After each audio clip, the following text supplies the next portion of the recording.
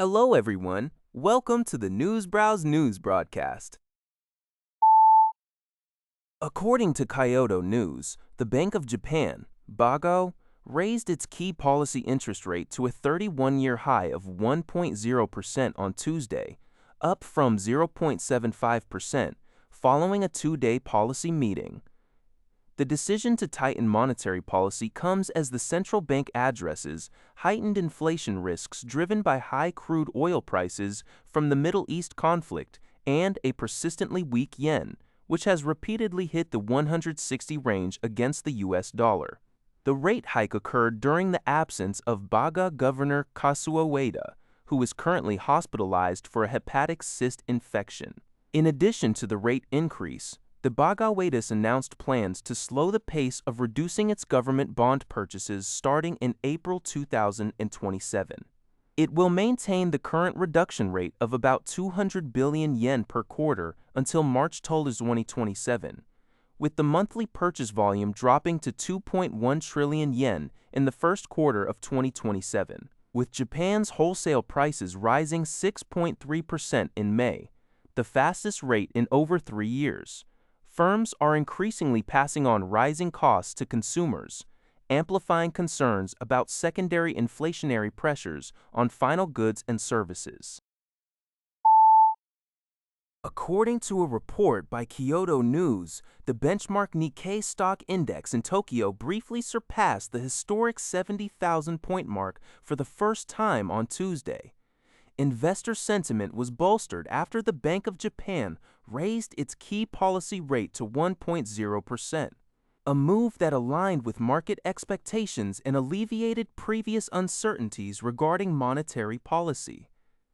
Additionally, stocks have maintained a strong upward trajectory following a landmark peace agreement between the United States and Iran, which aims to end their conflict in the Middle East and reopen the strategic Strait of Hormuz.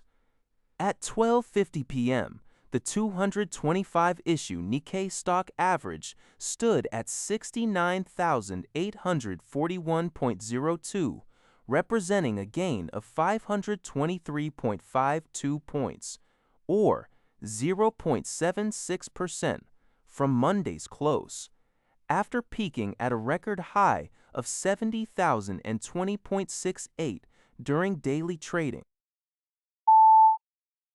According to a report by UPI, South Korea's Hyundai Rotem has publicly unveiled its advanced artificial intelligence-powered anti-drone technology for the first time.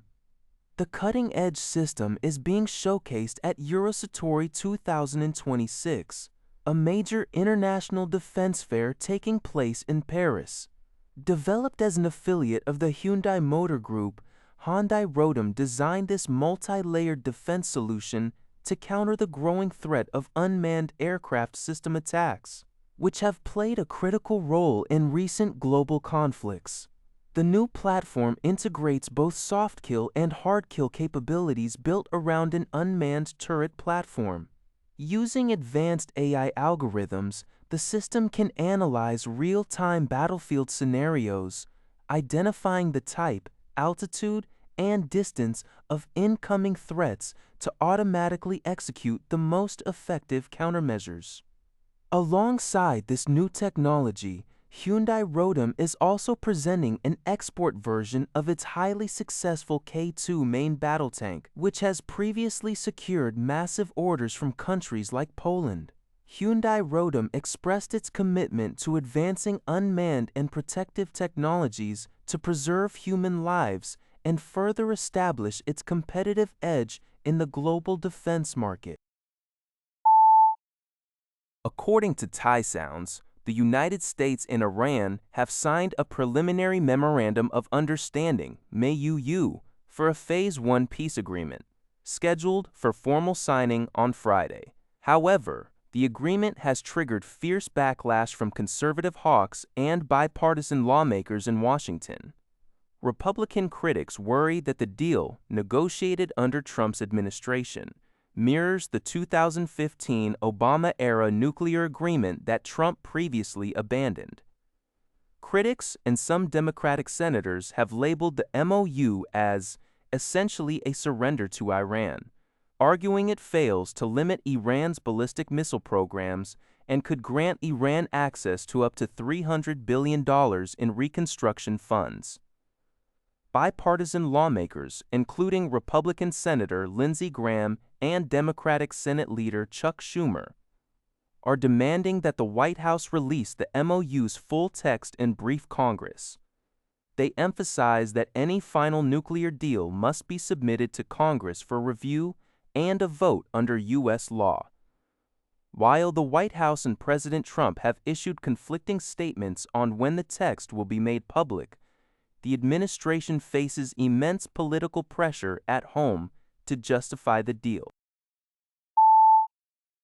According to Focus Taiwan, the Tang Prize Foundation announced in Taipei on Tuesday that the 2026 Tang Prize in Biopharmaceutical Science has been awarded to 3 distinguished scientists, Stephen A. Rosenberg, Michel Cédelaine, and Carl H. June.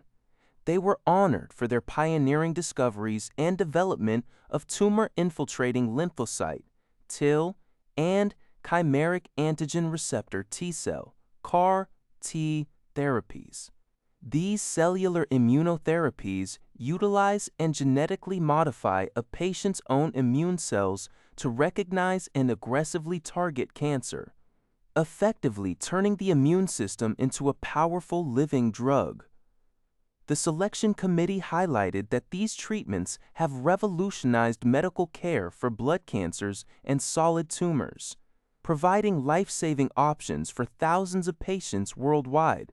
Established in 2012 by Taiwanese entrepreneur Samuel Yin, the biennial Tang Prize is often referred to as Taiwan's equivalent to the Nobel Prize.